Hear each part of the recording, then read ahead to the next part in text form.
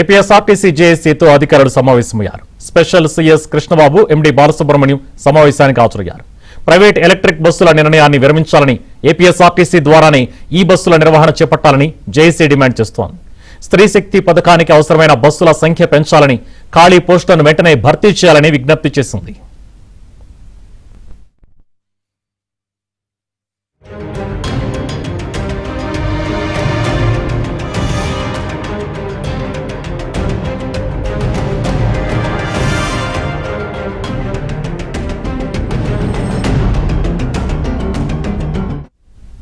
APSRTC జేఏసీతో అధికారులు సమావేశమయ్యారు. Special CS Krishnababu, MD Balasubrahmanyam సమావేశానికి హాజరయ్యారు.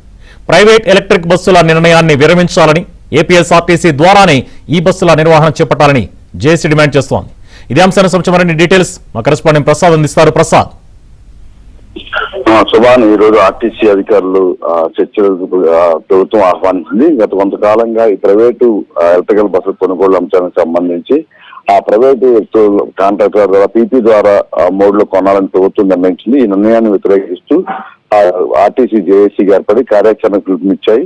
ఇందులో భాగంగా ఈ రేపు ఎల్లుండి కూడా ఆర్టీసీ పరిరక్షణ దినోత్సవాలు కార్యక్రమాలు చేపట్టాలంటూ రాష్ట్ర వ్యాప్తంగా నల్ల బ్యాడ్జీలు ధరించి విధులకు హాజరు కావాలంటూ కూడా పిలుపునిచ్చాయి. అందుకని జూలై నెలాఖరు వరకు వివిధ రూపాల్లో కార్యక్రమాలు నిర్వహించి పెద్ద ఎత్తున పోరాటాలు చేయాలని కూడా ప్రకటన చేశాయి. ఈ పరిణామాల నేపథ్యంలో ఈ రోజు ఆర్టీసీ పరిరక్షణ జేఏసీ నాయకులందరినీ కూడా చర్చలకు ఆహ్వానించారు. ప్రస్తుతం విజయవాడ బస్ హౌస్ లో చర్చలు కొనసాగుతున్నాయి. దాదాపు 2 గంటల పై నుంచి కూడా ఈ చర్చలు సాగుతున్నాయి. ఇందులో ప్రధానంగా ప్రస్తుతం ఉన్న పరిస్థితులు, ఆ ప్రభుత్వం ఉన్న ఆర్థిక ఇబ్బందుల నేపథ్యంలో పీపీ మోడ్ లో అయితేనే సంస్థ కూడా పరిరక్షించవచ్చు, ఉద్యోగులకు కూడా జీతాలు పెంచే అవకాశం ఉంటుందని కూడా చెప్తా ఉన్న పరిస్థితి.